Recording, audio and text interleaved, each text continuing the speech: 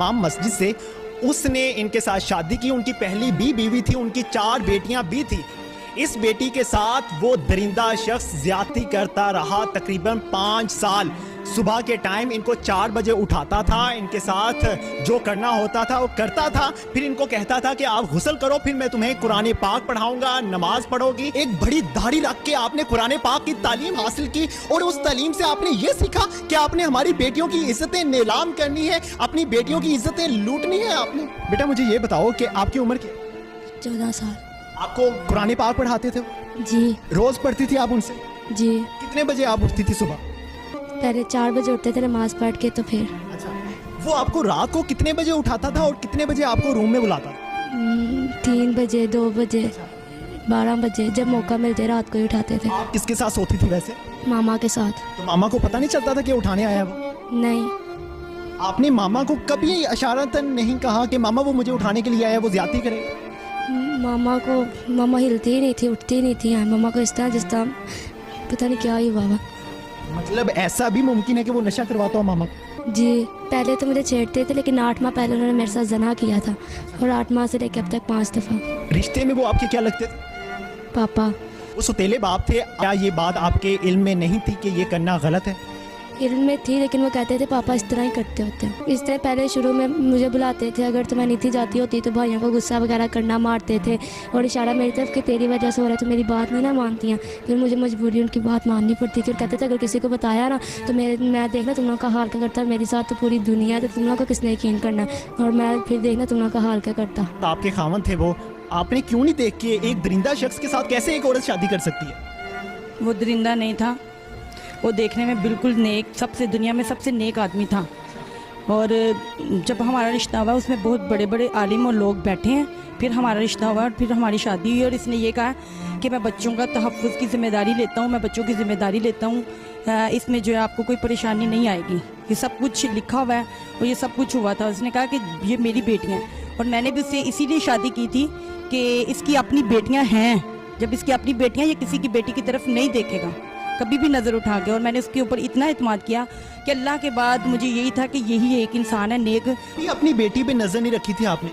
नहीं, मैंने, मुझे क्या इल्म है, जब 11 बजे हमने सो जाना है, हमें ये पता है कि हमने 4 बजे उठ के नमाज़ पढ़नी है, बस। बेटी आपके साथ होती थी? जी, ये बड़ी मेरे साथ होती थी। जब आपको इस वाक़े का इल्म हुआ तो आपने क्या सोचा, क्या पहला कदम उठाया?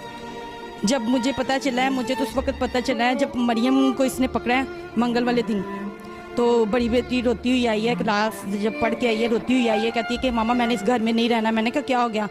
बच्चों को कोई झगड़ा हो गया। मैं उस वक्त जब क्लास पढ़ के आए 8 का टाइम था, मैंने कहा मैं नाश्ता बना लूँ फिर तुम्हारी बात सुनती हूँ। बच्चों को भूख लगी हुई थी, पढ़ के आए हैं। तो ये कमरे में चली गई और उससे बात करने लगी कि ये क्या है, कि पहले तुमने मुझे निशाना बनाया, मैं इसको बर्दाश्त नहीं करती और तुमने कभी अपनी बेटियों के साथ भी ऐसा किया है? तो कहता चल चुप का। तो ये बातें जो है मैं किचन में मुझे समझ आ रही थी। मैं फिर जब कमरे में गई हूँ बाद में, तो मैंने कहा क्या बात है? कहते कुछ भी नहीं, ऐसी कभी कोई डांट दे तो रोने लग जाता है, रोने इनकी आदत है रोना, दादो डांटे तो रोने लग जाती है। यानी बात को इस तरह कर दिया, बच्चों की आपस में लड़ाई हो तो ये रोने लग जाती हैं, बात को गोलमोल कर दिया। चलो जाओ फातिमा शाबाश, टेंशन नहीं लेनी, जाओ नाश्ता करो जाके। तो इसने मुझे बता दिया हुआ था। मैंने कहा अच्छा ठीक है। फिर उसके बाद मैं भाई के पास आई हूँ रोती हुई। मैंने कहा भाई मैंने नहीं उस घर में रहना। कहते क्या हो गया? मैंने कहा ये आदमी जो है ना, मेरी, इसने आज छोटी बेटी को हाथ लगाया है, तो मैं कभी भी नहीं उस घर में रहूँगी। इसने हाथ क्यों लगाया इस नीयत से? तो भाई कहते अच्छा ठीक है। वो मुझे, मेरा घर है राना टोन, वहाँ लेके गए हैं। तो मैंने कहा हाली करवा के तो मैं आज ही आऊँगी, किराए पे दिया हुआ रेंट पे। तो मैंने कहा हाली करवा के तो मैं आज ही आऊँगी। मैं जब वहाँ गई हूँ तो मैंने उनसे कहा कि मेरा घर हाली कर दो। कहते ईद के बाद करेंगे। वापस जब मैं आई हूँ मैंने कहा मैं इतनी बात में इतनी जज्बाती हो गई हूँ, मैंने तुमसे आगे कुछ पूछा ही नहीं, हुआ क्या है, बात क्या है। मैंने छोटी को बिठा के पूछा, मैंने कहा बात क्या है? इसने मुझे सब कुछ वाज़े तौर पे बता दिया और इतना वाज़े बताया कि बस मैंने कहा ज़मीन आसमान होगी, पता नहीं क़यामत आ गई है, क्या हो गया है।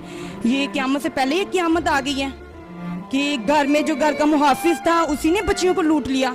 पढ़ी लिखी? जी, मैंने एम.ए. इस्लामियत किया, कुरान पाक पूरा तर्जुमे से पढ़ा है, बुखारी शरीफ सब कुछ मैंने पढ़ा अल्हम्दुलिल्लाह। कुरान ऐसे शख्स के लिए क्या हुक्म देता है? कुरान ऐसे शख्स के लिए कहता है कि उसको रजम कर दो, मार मार के जिंदा को मार दो। ऐसा किया?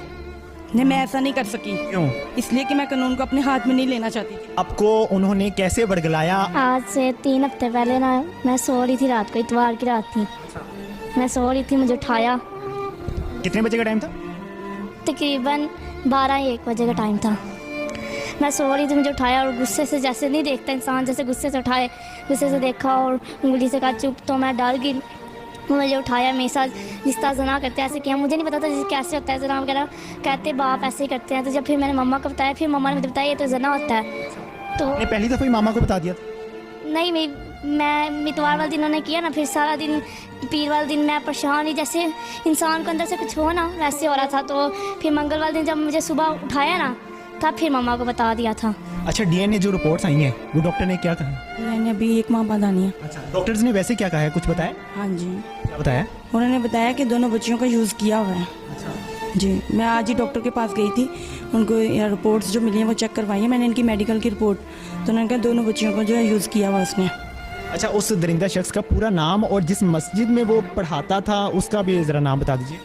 मस्जिद तौहीद अकबरी मंडी, उसका पूरा नाम मोहम्मद यूनुस भट्ट। आपके साथ निकाह में? जी, मेरे निकाह में थे। अब वो आपकी दोनों बेटियों को यूज़ करके गया है, क्या चाहती हैं आप, क्या कानूनी कार्रवाई होनी चाहिए? इसके लिए तो सभी यही कह रहे हैं कि इसको 100 बार भी कत्ल करके चौक में लटकाया जाए तो उसके लिए कम है कि ये बाप और मुहाफिज होने के नाते जिसने हिफाजत करनी थी उसी वही दरिंदा बन के जो लूटने लग गया, घर का मुहाफिज, घर का चिराग बन के घर को आग लगा के चला गया। बिल्कुल जी, माँ अपने दुख में है, बच्चियाँ अपने दुख में हैं, वो बड़ी बेटी को आपने सुन लिया। खुदा की कसम, इस माशरे को तबाह कर दिया इन अमामों ने, इन जाहिल लोगों ने जिनको हम समझते हैं कि कुरान